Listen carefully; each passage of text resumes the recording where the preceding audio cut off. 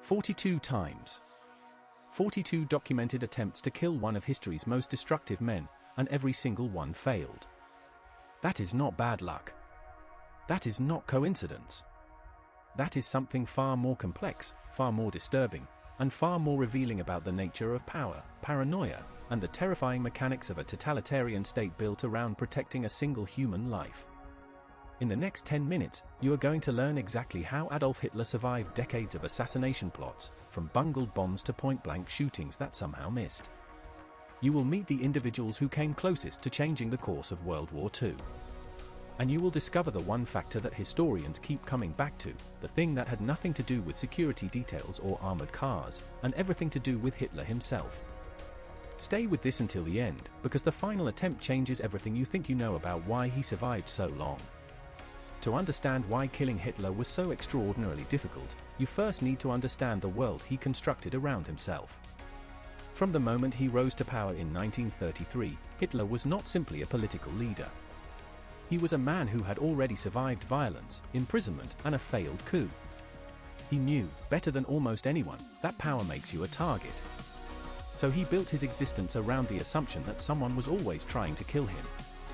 His security apparatus was unlike anything the modern world had seen. The SS, under Heinrich Himmler, maintained multiple overlapping layers of personal protection. His personal bodyguard unit, the Führerbegleiter Commando, was composed of elite soldiers whose entire purpose was to form a physical barrier between Hitler and the outside world. His food was tasted before every meal. His routes were changed constantly and unpredictably. His schedule was never made public in advance. His residences, the Reich Chancellery in Berlin, the Berghof in Bavaria, and the Wolf's Lair in East Prussia, were fortified compounds that would have challenged even a modern special operations team. But fortifications alone do not explain 42 failures.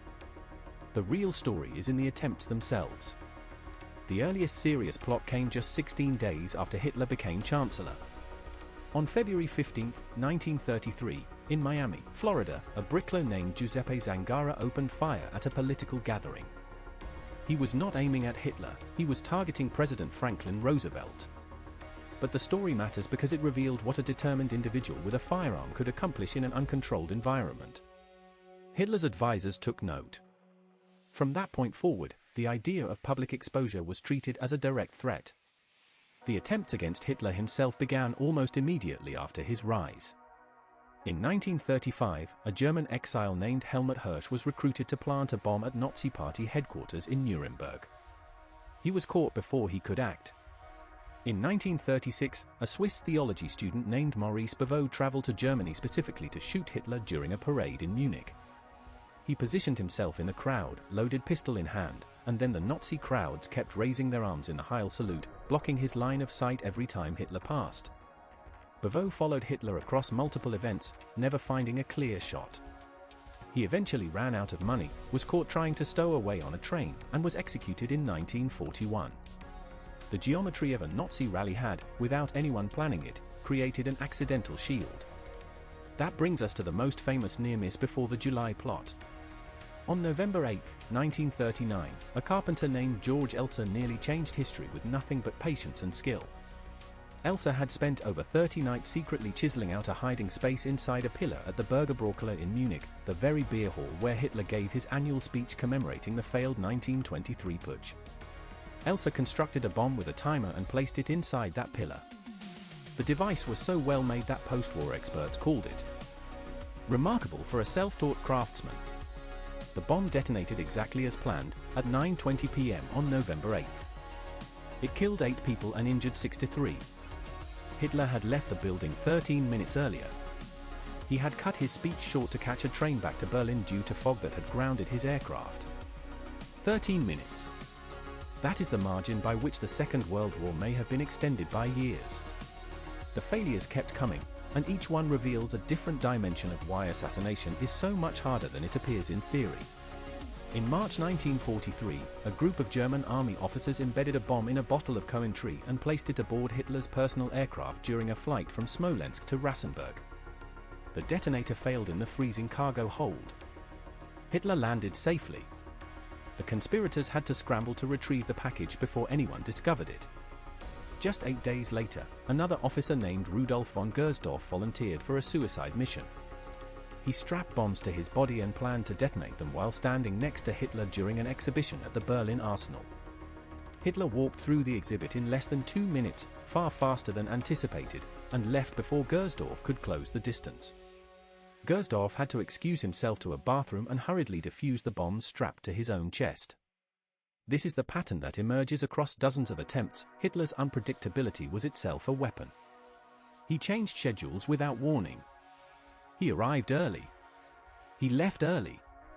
He took different routes. He cancelled appearances at the last moment. Whether this was conscious strategy or deep-seated paranoia producing survival behavior, the effect was the same. Every plot that required Hitler to be in a specific place at a specific time was vulnerable to his own erratic nature. But here is what nobody talks about when analyzing these failures: the social and political environment made recruitment of co-conspirators nearly impossible. Every person you brought into a conspiracy was another potential informant.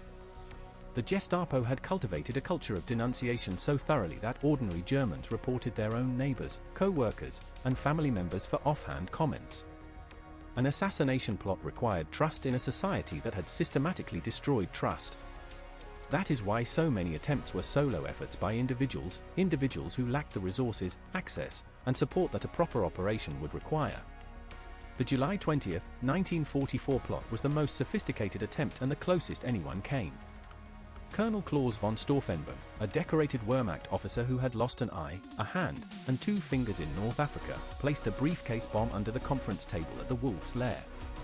He left the room on a pretense and watched the building explode from a distance before flying to Berlin to coordinate the coup. 4 people died.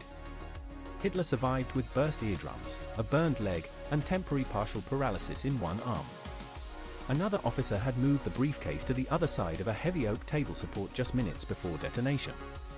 That single act of tidiness, someone simply nudging a briefcase out of the way, changed the trajectory of the war.